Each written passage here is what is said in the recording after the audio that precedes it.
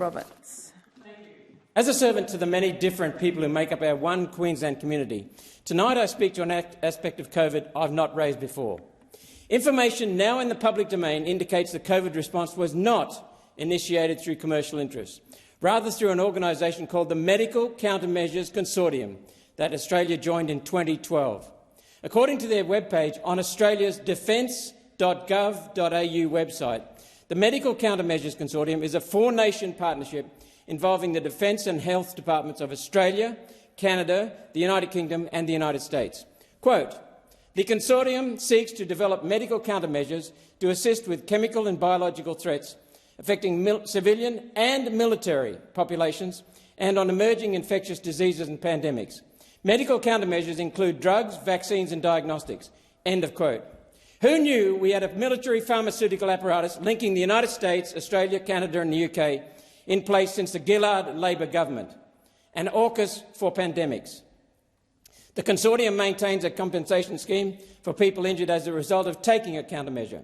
Compensation claims were accepted for the 2009 H1N1 vaccine, the anthrax vaccine and flu vaccines. The Medical Countermeasures Unit within the United States Department of Defence has been in the vaccine business for many years and has been injuring people for many years and getting away with it.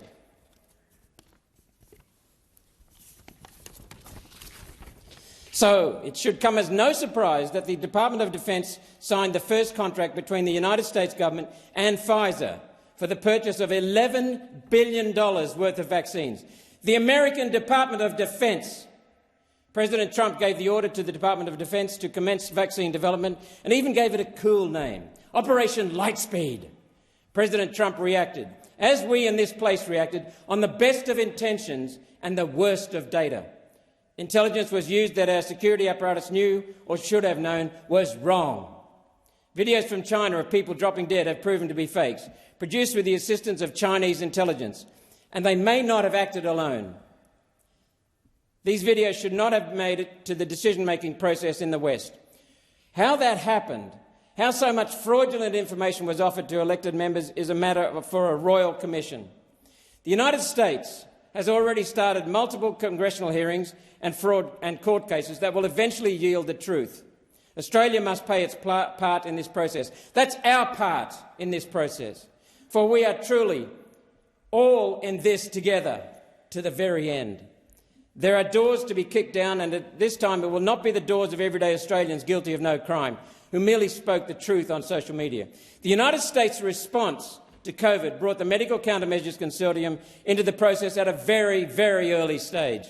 Australia's military were involved early, providing assistance including crowd control, border quarantine, contact tracing and medical personnel, things one would expect the military to help with. Former Prime Minister and profligate officeholder Scott Morrison shuttered the COAG system because it was open and transparent, COAG being the Council of Australian Governments. COAG was not just a single meeting. COAG was a secretariat with committees, including a health committee, liaising across local councils, state and federal government. Although not a constitutional instrument, this COAG structure was very well positioned to administer our COVID response. Why was it abolished and replaced with a military-pharmaceutical apparatus? I hope the Royal Commission asks that question. In place of COAG, Mr Morrison created a secretive so-called National Cabinet consisting only of the state premiers and territory chief ministers. What was the secret so important that a well-functioning apparatus like COAG had to be demolished and the truth gagged for 30 years? Mr Morrison then appointed a serving military officer, Lieutenant General Fruin, to run Australia's vaccine rollout, rebranded as, wait for it, Operation COVID Shield. The United Kingdom responded to COVID in March of 2020 with a massive military operation called Operation Rescript. This moved 23,000 military personnel into a new unit called the COVID Support Operation under British powers known as Military Aid to Civilian Authorities, MACA. Command of this large military force remained with the military. And Canada? What of Canada? Canada called in the Canadian Armed Forces with, quote, unprecedented measures. Their words, not mine, under Operations Laser and Vector. It's clear the Medical Countermeasures Consortium agreement that the Gillard Labor government signed in 2012 was designed to make pandemic response a military operation, not a civilian health operation. This should have been clear in July 2021 when Major General Fruin took to the microphone in full military uniform. Australia saw military checkpoints at borders, military guarding medical facilities, military and their hardware on the streets of Sydney and Melbourne, locking people in their homes. All of this created a climate of fear and intimidation that facilitated acceptance of the COVID injection. Was this the plan? Has the pharmaceutical industry now donned fatigues? Did our civilian health authorities stand up for established medical principles based on the Hippocratic Oath to prescribe only beneficial treatments? No, they did not. We know our Therapeutic Goods Administration, the TGA, did not review the Pfizer Stage 2-3 clinical trial data and instead relied on the American FDA's paperwork. We know the FDA didn't review the data and instead took Pfizer's word for how the trials went. Surely the TGA knew this. If it did, the TGA is complicit. If it didn't know, the TGA is hopelessly or willfully negligent. Misfeasance.